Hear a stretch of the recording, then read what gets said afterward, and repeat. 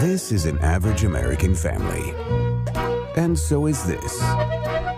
And so are these. Every family is different, but some families are more different than others.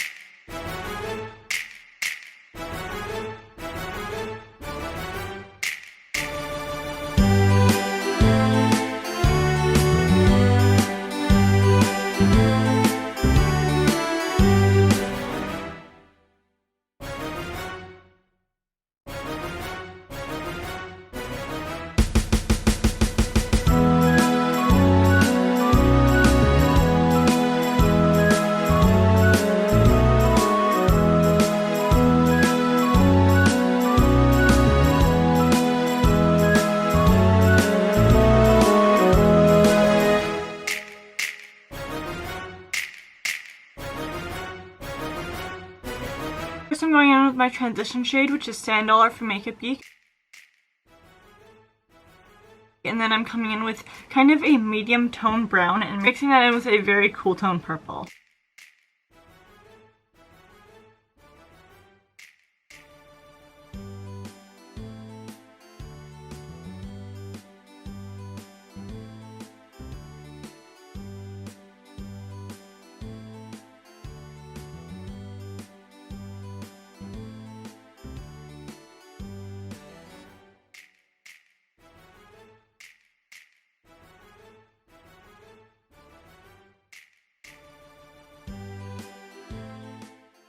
On my bottom lash line, I'm going to be using a very light, kind of cool tone brown.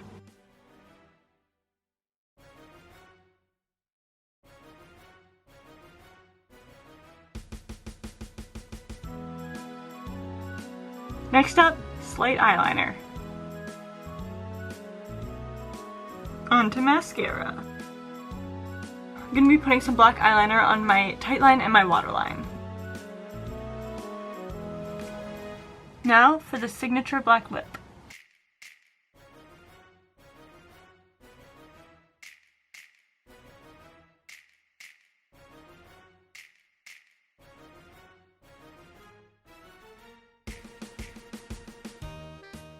To make Cousin It, you're going to need a Halloween basket of some sort. You can definitely pick this up from the dollar store. Also, a lot of yarn. Guys, I can lie to you and tell you that I used a couple different kinds of yarn for the aesthetic purposes or to add dimension, but the real reason is because that's what I usually had laying around, and I needed a lot more than I thought I did. Now, you can take these in sections depending on how long you're actually going to be making this, whether it's suited for a toddler or more of an adult costume. No judgment here, I use it for my adult costumes, so you can either go about it the way I am right now, which is literally just measuring it out, or you can put it around your arm as well. The length that you want it to be is literally just going to probably be from your arm to your hand and back over and over and over, as you can see. And then once I did that, I took it off my arm and I actually cut it. I cut only one end of it because that's how much you're going to want the length to be. And like I said, I use quite a few different types of yarn because I need a lot more than I thought I did, and I only covered the front portion of it, which I've edited in a way that you can pretty much not see that all that much, but I would definitely recommend using probably like 5 or 6 or maybe even 7 rounds of yarn. Basically just 100 pieces per one piece of tape, because you're going to be using one piece of tape. Take all of those strands, as you can see here, putting it over those, and the secondary piece of tape is going to be for another layer. So yes, every piece of tape is going to have about 100 strands to make it as acceptable to put it onto Cousin It as possible so you don't see the bucket. I'm also going to be taking some of of the strands are a little bit farther down and placing them more onto the piece of tape, you want every single strand to be connected to some area of the tape, and that's going to make it so it's completely opaque all the way around, so you not only don't see the tape, but you also don't see the bucket.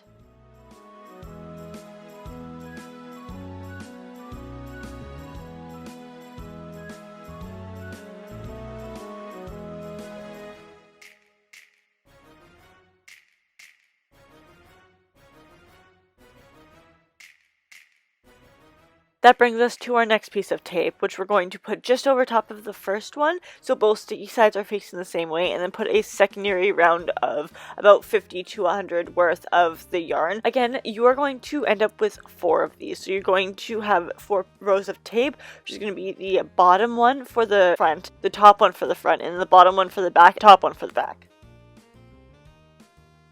I was sure after I had each layer done to put the first layer about a little bit over halfway up, and then putting the second layer over the top and kind of going into the bucket. So by the time I put the hat on, it was all good to go and you couldn't see the bucket or the white tape. You can use any kind of tape. Your tape would probably help a little bit better. I also took off the handles and replaced it with even more yarn, which I actually braided to make it a little bit more sturdy. Once I've got yarn through both holes and tied it in a very, very sturdy knot, I'm going to be putting the hat over top of it. But first, obviously, making sure that the handle, which is this that I've just braided, is going through the hat. And by that, you have to make a hole at the very top of the hat. Now, preferably, you can get this from a dollar store or maybe Amazon for cheap. I ended up getting it from Value Village, so it was a little bit too expensive for a top hat. But if you have one laying around, that's definitely worth the mention as well. But I'm going to be cutting the entire top part of the top hat off, just making sure to leave about an inch and a half, almost 2 inches at the top, so you can't actually see the rest of it, and then hot gluing that. Be careful, guys. I know I don't have to really say that hot glue is hot, but I'm going to preface it anyways. Put it over the top. I connected it mostly to the yarn because it's easiest that way.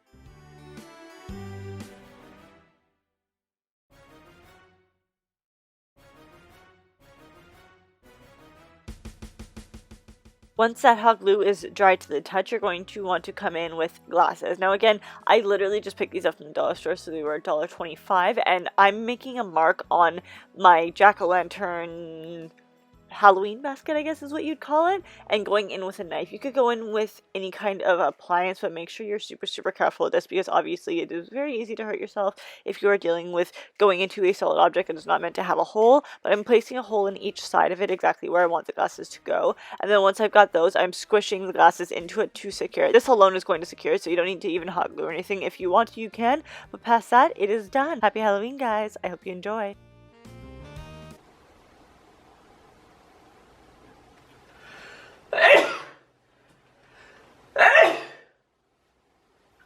Is this better? I'm still seeing his paunch. Like, look at this. It's like cow udders. Moves. And your thing's dangling in it anyways. And you see my socks. Cool. Love it.